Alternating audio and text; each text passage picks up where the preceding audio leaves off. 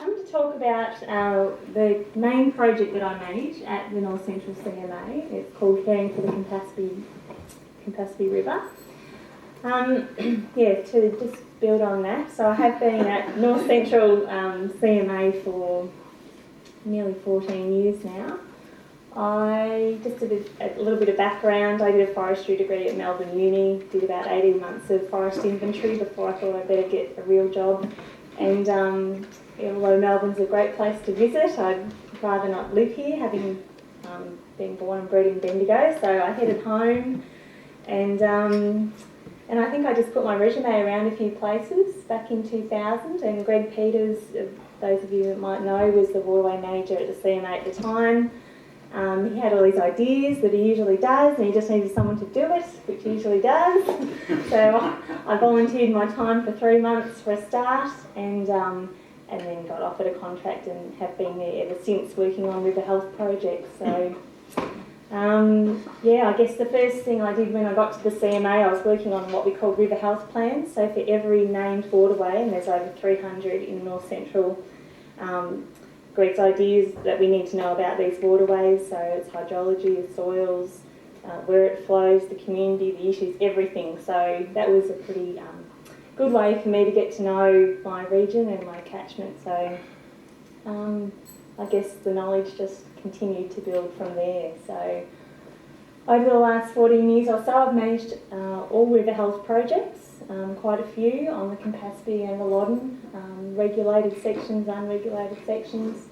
But today I'm going to talk about the Campaspe because largely I've taken all the experience I've gained up until now, and I guess I'm trying to do the community engagement side of this the best, just building on what I've learnt and applying that to the Campaspe for some what I think will be pretty good outcomes.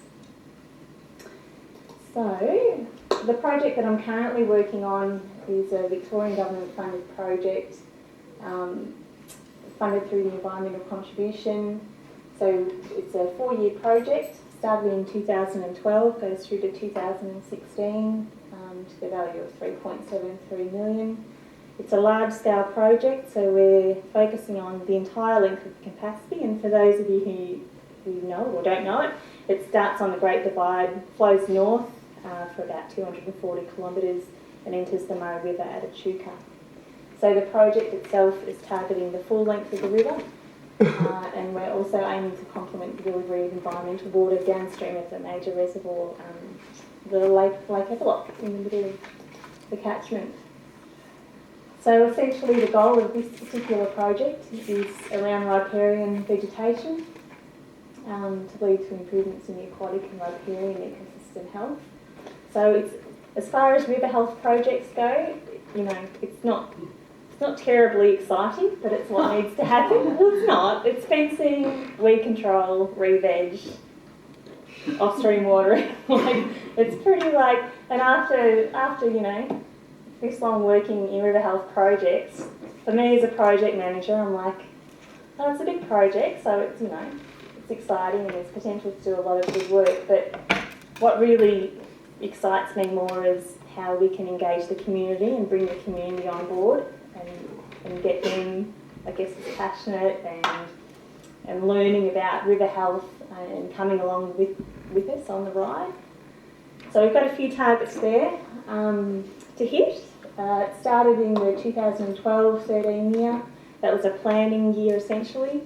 And then we're just finishing up our first year of on-ground delivery of works, and then we've got another couple to go to hit those targets.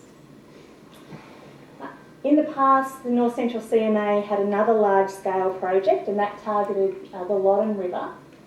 And I managed that for the first 4 years of that sort of 8-year project. So I guess what I'm doing, subconsciously is thinking about what I've done in the past and how I can apply those key learnings to the Campaspe River. So on one hand, it's how we deliver the incentives and that side of thing, but tonight I'm going to talk about how we engage the community. So I'm going to give you a quick little tour of the Campaspe River. Like I said, it starts on the Great Divide here. Long skinny catchment, about 150 kilometres long catchment itself, but the river winds to about 240. that lake block in the middle that I mentioned, entering the Murray River at Chuka. So it starts up in the Wombat Forest, just as a soak in amongst the ferns. It flows north, and of course it gets impounded for some water supply at Woodend Reservoir, but continues as quite a small stream through to Kyneton. And if you know the river at Kyneton, if you've ever travelled north, you'll notice that there are quite a few willows. So we've sort of got a section of about 20 k's or so of willows that span the river at Kyneton that are quite achievable to attack and essentially make the river willow free, which is one of our waterway strategy targets for the Campaspe River. As we go north, get through the basalt country, through the Barfold, Reedsdale area, gets quite gorgy, several waterfalls, open landscape, the river deepens, goes through Epilock, and this is the spillway of Epilock when it was spilling in the 2010-11 floods. Was fortunate enough to get up in a helicopter and fly the river. So this is a fairly rare occurrence for the Epilock to be spilling after 10 years of drought. As you head north, get onto the alluvial plain, red gum sort of country, cropping, grazing. There's really no dairying anywhere along the river itself, but naturally being a northerly flowing river, we're closer to Melbourne here, so the demographic changes quite significantly. You've got a lot of lifestyle absentee type farmers who just go up on the weekend and farm and go back to Melbourne. A lot of land is leased to other land managers to look after during the week. As you head north, you've got your large scale cropping and broadacre sort of farmers. Of course, we've got another couple of major impediments to fish passage and flow regulation structures, some quite ageing structures such as this one. And then there's another where the Waranga Channel brings water from the Golden Broken across our region and further to the west. So this is actually a siphon of the Waranga Channel under the river, creating a little fish barrier there. Further up closer to the Chuka, it essentially looks like that, to where it enters the Murray River. Someone water skiing there on the Murray. So yeah, the river is quite different all the way along. So when it comes to community engagement, we develop a plan, of course, for the project, and these are the key objectives. So we essentially want to improve community awareness of the river, its values and its strengths. So that's sort of a broad brush aim. We want to promote the actual project incentives to the people that we want to work with, so on both private and public land. I guess we want to upskill people, so we're keen to work with people, but we want to make sure that the riparian land is going to be managed in the right way. It's one thing to give someone a fence, but it's the next thing is to manage that land and control the weeds and graze it appropriately. And I really wanted to broaden who we were going to be communicating with, broadening it further than just the landholders themselves, but strengthening those ties with the Indigenous groups, other agency staff, and even getting into the schools as well. So this was sort of a key difference to my work on the Loddon, where we largely just targeted the landholders and working with the landholders. So I sort of wanted everyone to know about the project and get on board. So I'll go into how I'm doing that soon. And the other thing is that 3.73 million sounds like a lot of money, but it's really not for what we're trying to do here. So I wanted to use the money to lever other funding opportunities, and I'll talk about that a little bit more, just so that we can stretch the money or stretch the outcomes really a whole lot further than just the project that I'm working on. So the first thing we did in that planning year is we established a project reference group. Now the Loddon went for at least 6 years without any kind of reference group. We essentially just ran it from the CMA, and that was fairly effective, but The benefits of having a reference group is that you've got your stakeholders all on board. You're meeting 4 times a year. We've got landholders, we've got Golden Murray Water, who is a key stakeholder. We've got 2 of the 5 local governments represented. We've got our investor, there's Jeff there. And we've actually been able to get all 3 registered Aboriginal parties involved and meeting regularly with us. So bring everyone together. So what they do, myself as the project manager, I use them to guide me in how we prioritise where we're actually going to work, sort of the rates of our incentives, and just use them as a sounding board really. Community engagement planning, the ideas that I have, I just sort of go, you know, is this crazy? Do you reckon this would work in this area? And then we just sort of bounce off how we're going to monitor and evaluate and tell the story of what we're doing. So yeah, I reckon that they work really well. We meet in different places along the river every 4 months, and yeah, I get a lot of good feedback from them. And we've just decided to reimburse them for their travel costs, which they'll be happy about when we meet in a couple of weeks' time. Right, so I sat down with a couple of the public land managers, you know, within the last year or so, and Park Victoria typically are like, well, we've got 18 little streamside reserves all the way along the river, and of course they're more than happy for us to work anywhere in those reserves, control weeds, whatever, so been given the go-ahead to work on any little Parks Vic reserves, so that's great. Deppy essentially is the Crown land manager. I guess whenever we do works on Crown land, we work with them anyway, and as the investor. So how did I get the word out? I actually did a mail out. Now with the Loddon project, I guess I started that project off and I just thought I'll just hold events. And people will come and they'll learn about the project, and I'll do some media and this very diffuse way of getting the project out into the community. This time I just went, right, we're just offering fencing, weed control, reed. You know, it's not, you know, amazing stuff here. It's just the basic stuff. People just need to know it's available. So we cover 5 local government areas. I worked with those local government areas, gave them a letter. They did the mail out to 650 of the private landholders, so those people directly adjoining the river with freehold or adjacent to the Crown land, and we just kind of excluded the towns, like the really sort of densely populated town areas. And just from that, I've got 130 people saying, yep, we want to be involved in, we want fencing and or re-reg and or weed control. I just got all this interest.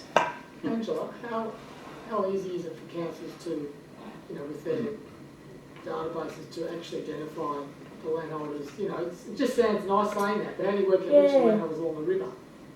Yeah, they can do it. They can just do a query. We do most of their work for them at the CMA, so we provide the shapefile kind of for them exactly where we want. They've just got to match up the land parcels.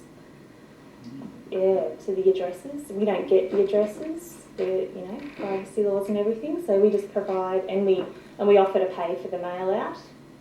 I don't think anyone asked for any money, but which was good. So yeah, we just got the surveys directly back to us, and we put them in SurveyMonkey, and then we can play around with the results. So now we've got their addresses, and it's like, right, now you're mine, and I can communicate with anyone directly. I can invite you all to workshops. I can, you know, I can survey you, you know. So anyway, I've got this captive audience, and I guess the thing with that is that they've shown an interest, and I don't want them to sit back 1 year later, 2 years later and go, yeah, I filled out a survey once, never heard anything back. So what we've been doing is we've been trying to get out to everyone. I think we've been out to 90 of the 130 so far, just to go, right, you sent this in, can we just walk around, we'll map out what you want to do. We're not going to say we're going to come straight back and fence it right now, but at least if we know a little bit more about what you're looking for, we can sort of prioritise, and we will get around to you and we'll invite you to events and things like that. So we're keen, even though I use a direct kind of approach, I just don't want people to feel left out. So I want to harness that enthusiasm and make it work so that it just doesn't kind of fizzle out. So I just wanted to cover how else I'm communicating the project. I'd hate to get to the last 6 months of the project and great landholder go, I never knew about this project. And that can happen, and you can have all these people who just never, they don't read the paper, they don't check the website, for whatever reason the mail out just didn't get to them. So I'm really keen to spread the word, and at the moment we're just taking on new landholders every week. So the project reference group are a good sort of method to disseminate information, and just through the people that they talk to in their communities. Of course, we've got it on our website. Of course, I produced a fact sheet. There's one here if anyone wants to take one, and and I take that to events and put them in local government foyers, and it's on the website. Sorry, can you clarify? You said you're doing 80 kilometres of the stream. Yeah. So are these 650 landholders the whole length of the river? Yeah. Yep. So we can't work with everyone. Imagine if everyone wanted something. So you're not doing 80 kilometres of the river, you're doing 80 kilometres spread along the 240. Yeah, 80. Well, 80 is acorns of straight fencing. So, if it was on both sides, we'd only be doing 40 kilometres. Yeah. If we hold any events, if we're going to do any major works in a public area, we do media releases. We get our information into community newsletters, just little town newsletters. Several local governments have got e-newsletters that go out to their ratepayers, available to their ratepayers. We do some signage. Actually, I'm supposed to be talking on this. I just remembered. So, example of a media release in Kyneton last year, when our reference group met in Kyneton. This is an example of a sign that I've got on the river just north of Lake Eppalock at Axdale, along a river reserve that's got a rail trail along it. So it's just promoting the values of the river, and this is where you are in the system. So I'll be looking to do some more interpretive signs over the next couple of years. And back. What else did I say? Posters. I've got some posters here. So I've done these. I produced these posters back in about 2004, I think. So I just kind of revamped them and made them look a little bit more 2014. Updated the logo. Yeah, updated a few things. So I've split that into the upper catchment and the lower catchment, talking about values and threats. And of course, you'll already be done with those posters. I've handed them out at different field days, the Kyneton show. They've gone out to all the schools along the river. Any events that it's taken them along to. And we put, things go on Facebook that, any events that we hold gets posted up there, and anything of interest that we think is relevant to putting on social media. So that's how we communicate broadly to the community. When it comes to actually targeting groups, now groups are a fantastic way of not repeating yourself, like getting a whole group of people together and just communicating about the project. So we've only got one angling club along the lower reaches at Rochester, but they're great to sound as a sounding board because, they're a whole different kettle of fish. That was a bad one. But they know the river in a different way than a lot of people understand the river. They know when things are biting and, when things are spawning and all sorts of things. So they're a great group to get involved with and learn about what they know. Field and game up at Echuca. Well, there's someone from Field and Game on my reference group. We don't have a whole lot to do with the actual field and game themselves. But land care groups, of course, are the big one. We've got about, I would say, 8 land care groups along the river. And I've gone to speak to about 5 of them in the last year about the project. So I've just said, if you want to hear about the project, I'm happy to come and talk to the group. I've had a few invitations to that. There's a land care network in the Upper Campaspe, so that's sort of a network of about 8 land care groups and that's an even more efficient use of my time to go and speak to a network, because then they take it back to their land care groups. So I guess they're one of the main ways that I can lever funding. If I can get them enthused, they can develop bids, access funding sources that the CMA can't access to get outcomes for the river. And other community groups. So there's a heap of other community groups out there that aren't necessarily land care. Axedale, Our Town, Our Future is one such group. One of their key aims for the Axedale Township, just downstream of Epilop, is to develop their river reserve.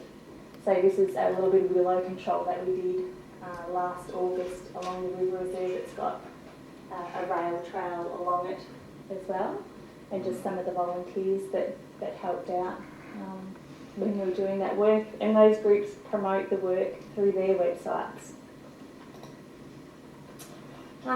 Something that the Loddon project actually didn't get into very much is working with the traditional owners. And I'm really proud to say that I've got all three of traditional owners represented on my reference group. So Yorta are north of Rochester, Tangarang is off to the east of the river, and Jarjarang is to the west. So there's sort of three things that I'd really like to engage them with, and I went and met with each of them because sometimes they don't feel really comfortable talking about, you know, what they want to talk about in my reference group. So I made a point last September of going to visit each of them, and essentially I wanted to talk about how they can benefit from this, because two of the groups have got on-ground delivery teams, essentially crews that can be employed like a contractor. So we talked about that and how they can get involved and make sure that they're a supplier that the CMA can use, and getting them on our books essentially. I talked about, and you know, we exchanged ideas about how to collaborate at community engagement events and what sort of materials we could produce together. I don't know if any of you have seen, but up in Northern Australia they've produced some really great posters about traditional foods and things about the seasons and how that influences the river and what people do, and there's Dreamtime stories associated with the plants and the animals along the river. So I was really keen, I still am keen, to do some sort of poster that brings all that together, with the river as the central sort of theme, joining the groups but joining the ideas. So talking about things like that. And then just mapping cultural heritage. So there's sites all along the river. Goodness knows it's probably just a very small percentage that are actually registered sites with AAV.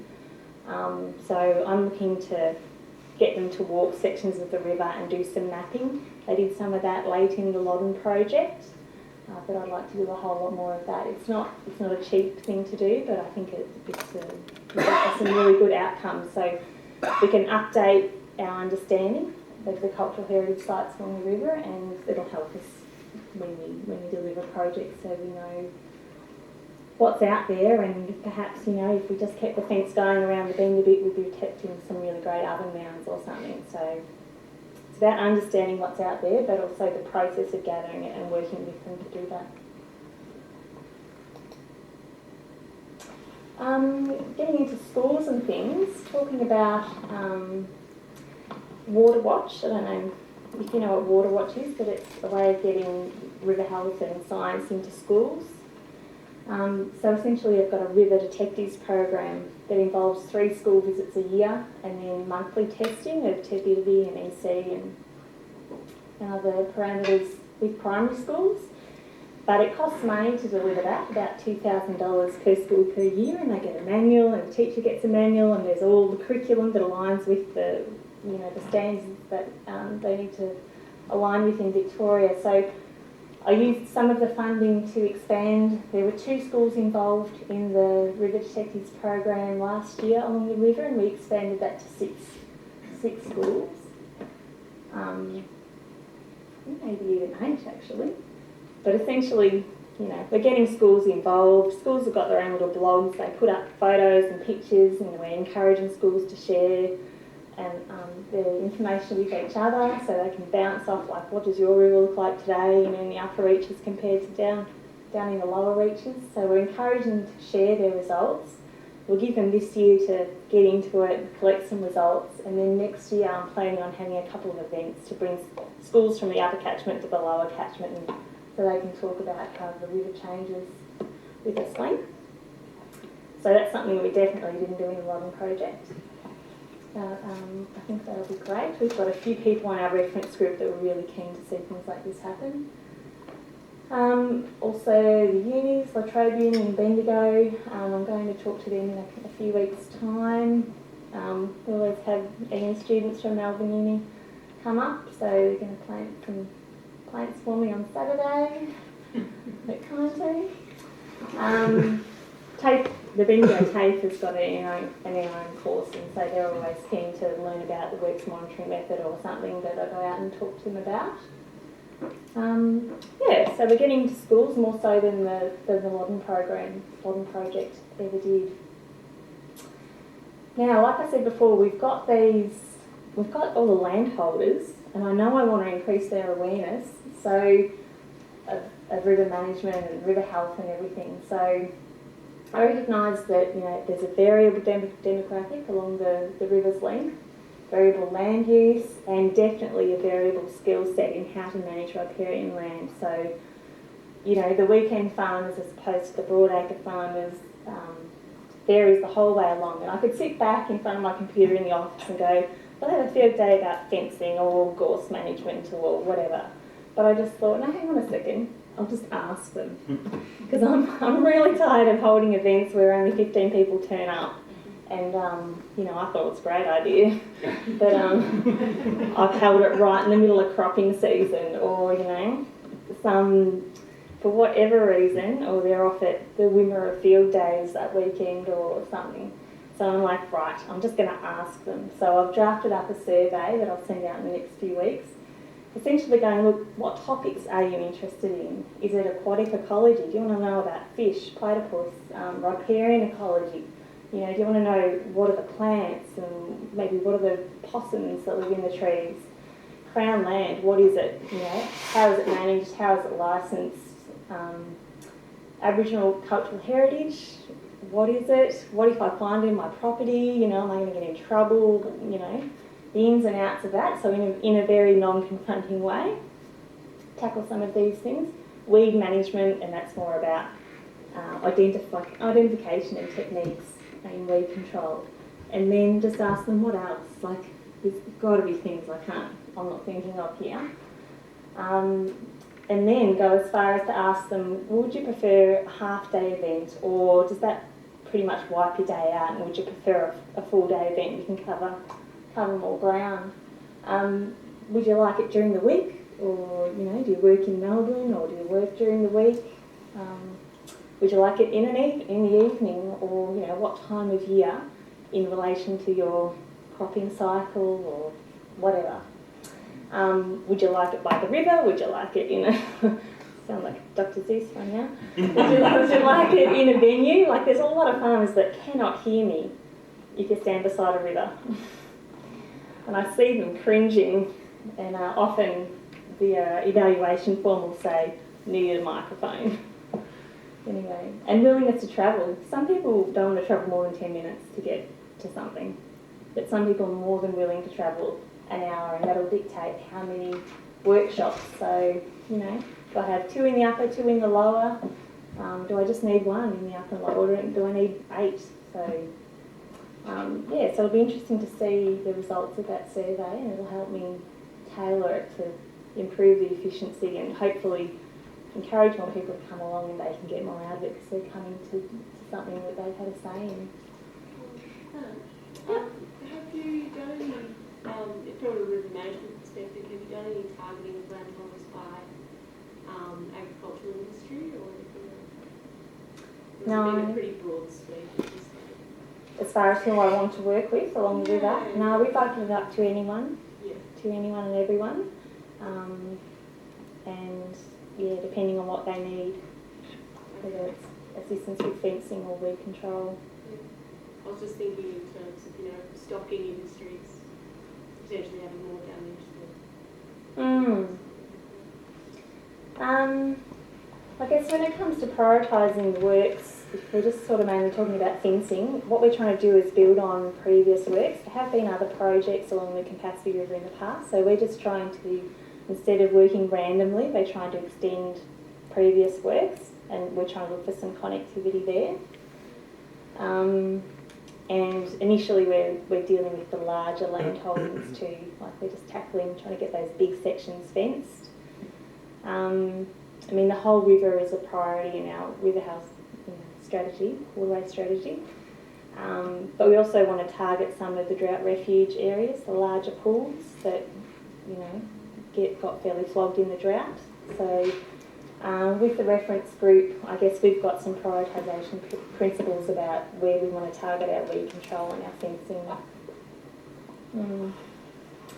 And so I just wanted to touch on how I'm trying to build the project. So I've supported some funding applications that land care groups and networks have put in, that essentially they put in a bid and it includes, say, the cost, it covers the cost of the fencing materials or the plants, and my project will come along with the labour and the supervision to finish the job and get it on the ground.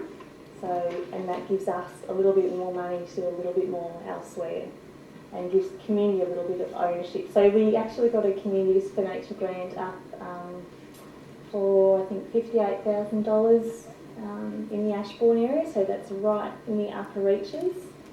So that was for fencing and weed control and re-veg. That was a really good one. Got one in at the moment submitted by the land care group, the land care network, and the OLB grants. That's targeting willow removal for the outcome of water savings, basically. So we'll see how that one goes. Is that a bit of a test effort? It is. I mean, I sort of think about it. That's Yeah. very nice. Yeah. Whereabouts?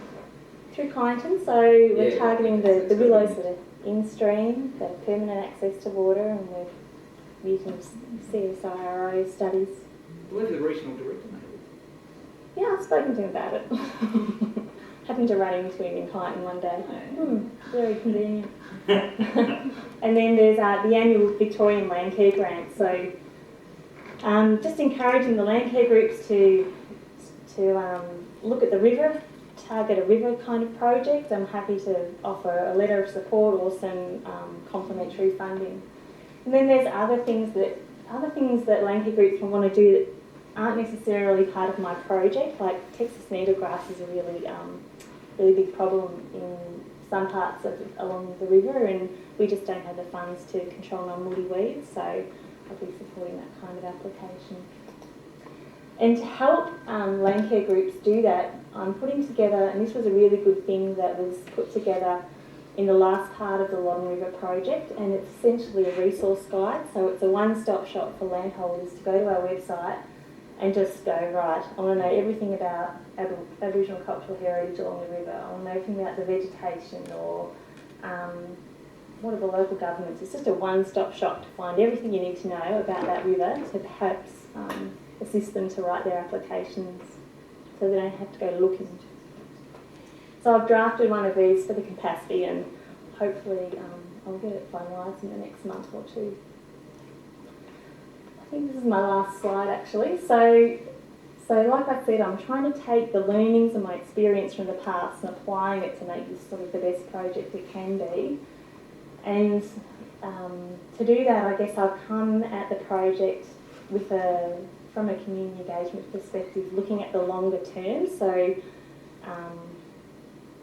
I guess with the Loddon project, we kind of just planned year to year, but knowing that it was a 4-year project, I can kind of go, right, if we contact them in this year, then we can build to workshops in that year and we can build on that. Or the schools can get involved, practice their sampling, gather some results, and the next year they can share them, and the next year they can physically get together. So that longer term stage approach has been great, and also good to secure that long-term funding. I've taken the direct approach rather than a very passive, you might hear about this, look at your neighbour doing it, come and see us. So we've just gone, right, this is what we're offering, who wants to jump on board? It's been quite effective. having said that, I hadn't actually done any promotion about the project. I forgot to mention that. Apart from having the ministerial launch a month beforehand, these people were totally just cold. Got this letter in the mail, so it's amazing. Tailoring the events.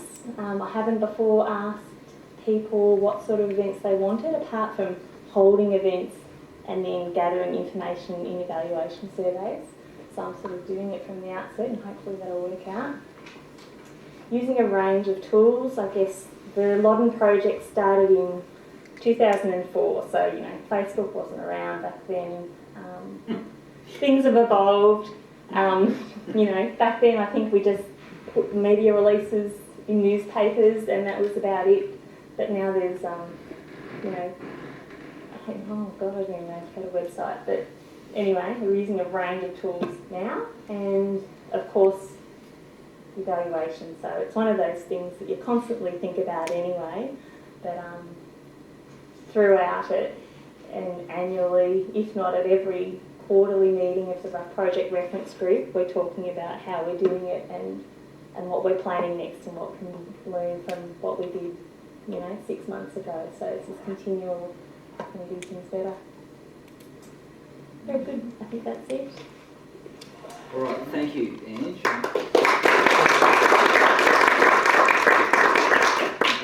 I'm happy to take 2 questions right now while things are fresh in your mind, and then we're going to line them up on those funny chairs down the front at the end and pepper them with more. Any questions right now? Yeah. What's your delivery model for underground works? Are you managing contractors directly or funding them all to do it yourself? No, we're funding the contractors to Sorry, the do. question was? What's our on-ground delivery model? Yeah, so we've got incentive rates for fencing, but essentially we engage contractors to deliver our weed control, our re-veg, and to put the fences up. And manage them directly? Yes, the CMA has full control. That's a learning from the past too. We can get things done more efficiently and have a better say on the quality of the product. So just given that if the CMA's got full control and use contractors, why do you need community engagement? We still need to... one of my aims is to increase awareness and skill of landholders. So the ongoing management remains the landholders. So we can come in, we can put the fence up, we can do everything for them, but we need to have confidence that they know how to manage it into the long term, because there's no point having a gorse-infested strip of fenced Campaspe River. So we need to give them the skills to be able to do that. And it's just an act of faith, is it, that they will know what to do for the ongoing management? So we've got an on-ground field officer who will sign them up to an on-ground works agreement. So that's an agreement that says for the next 10 years they're to continue to look after the infrastructure we've provided and maintain the frontage and keep the stock out. So there's an agreement there. There's, I guess, some education through talking to them and delivering the work. And then there's the offer for further upskilling, I guess. So we do as much as we can and talk to them at the outset. And then we go back and audit. And would you like to put some of their own money in that?